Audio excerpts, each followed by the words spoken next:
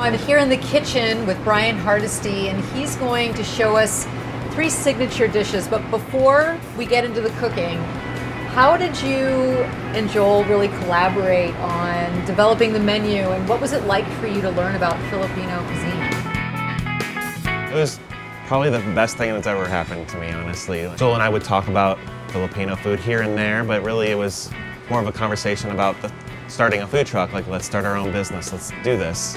We didn't really know what we wanted to do, we just know that we wanted to do it. We both heard about food trucks and how they were becoming a thing, and we were like, we could do that, and we pipe dreamed about it for quite a while, probably like 2 or 3 years. We didn't know what we were going to do originally right away, but we knew we wanted to do something that you couldn't get anywhere else in St. Louis.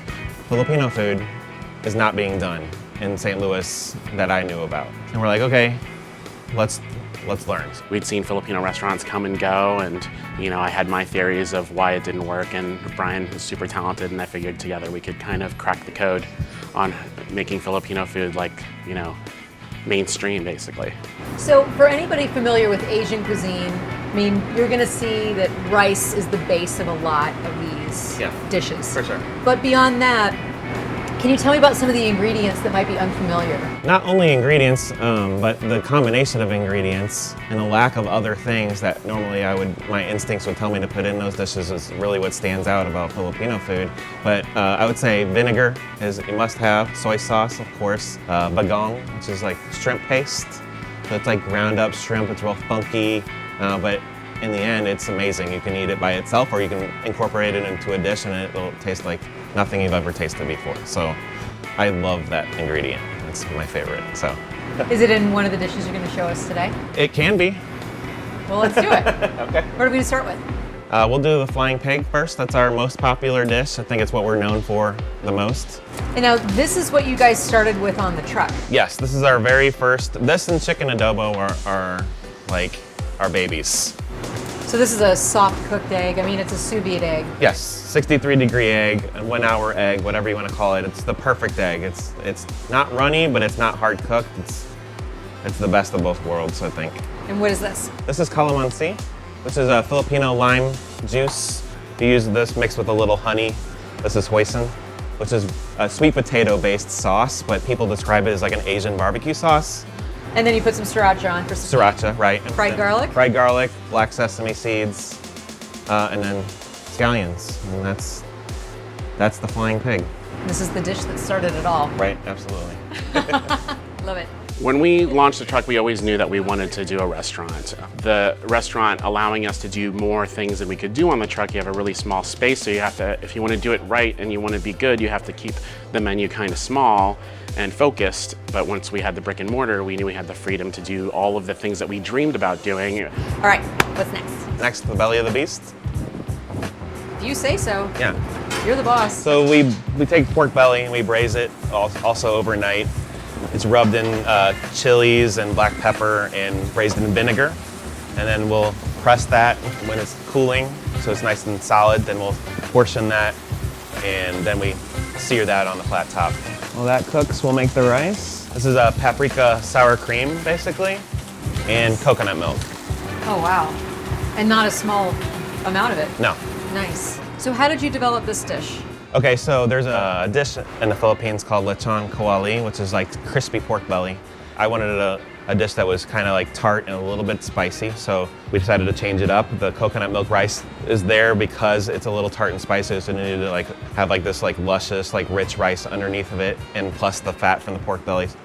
So this is the orange chili glaze with fish sauce. And then we garnish it with more chili peppers and fried garlic, of course, and green onions, which we put on pretty much everything. It's like sexy on sexy. Exactly, Yeah, and the food truck industry has changed so much since we started. We were one of the first 5 or 6 trucks that started. That first year we started, there were maybe 10 or 12 trucks, and now I think there's more than 70 trucks between the county, the city, and St. Charles. So skyrocketed, and I think it's great because now we can kind of get to the next evolution where people are going to up their game on the type of cuisine. Since there's so much competition, naturally people are going to want to try and be more creative or do something unique or do something that you can't get anywhere else, get a style of food or something like that. So I think it's exciting. All right, last dish. There's a lot of different styles of pancit. This is our Guerrilla pancit, so it's our version. We made it up. So onions, red pepper, mushrooms. This is a vegetarian dish. Bok choy. Okay, then our noodles. This is banana ketchup, spicy banana ketchup. So it looks like ketchup, right? But it's made with bananas? Made with bananas. And it's funny because some people order this and they're like, I don't want the banana ketchup. I'm like, that's fine, but I really think you should try it. You'll be surprised that it's not, bananas sound like a strange ingredient, but that's why you're here. Right. You know what I mean? To experience something new, so. The color is beautiful. And I mean, that took like, what, 3 or 4 minutes? Yeah. Black sesame seeds and bean sprouts on top, and then we'll serve it with a lemon. In the Philippines, you would serve that with calamansi, which is a lime, but we don't have enough of that to do that, so we can't. Because Joel fermented all of it. Because Joel stole them all. It worked out really great for us. We feel really lucky. It seemed impossible for us to open up a restaurant from the beginning because it just seemed like a colossal amount of money. But a food truck was something that we could kind of piece together. We could scrap together and build our audience that way. We made our name on the truck because we were a truck, because we were doing Filipino food. Like that's who we are, you know what I mean? So that's why when you walk in the restaurant, the front of this window in this kitchen is supposed to kind of look like a food truck, or, because we're proud of it. It's where we came from, so. We did it all on our own terms, and we didn't borrow any money from any banks. We didn't do anything. It's all me and Brian together, and we don't have to answer to anybody, so we can do whatever we want. And so far that's worked out for us, so we are very, very lucky, and we're super grateful.